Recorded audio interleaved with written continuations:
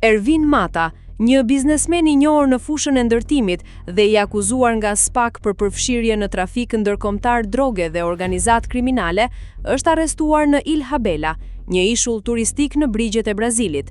Sipas raportimeve, ai kishte vite që I shmangej drejtësisë shqiptare, duke lëvizur mes vendeve të Amerikës Latine dhe Evropës, ndërkohë që hetimet në Tiranë vazhdonin për aktivitetet e tij të dyshuara kriminale.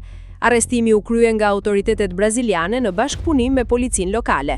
Ilha Bela ka një histori të veçantë, pasi në vitet 1970 u bë streh për figura të njohura të krimit ndërkombëtar, përfshirë Tommaso Buscetta, një nga drejtuesit më të rëndësishëm të mafjes siciliane.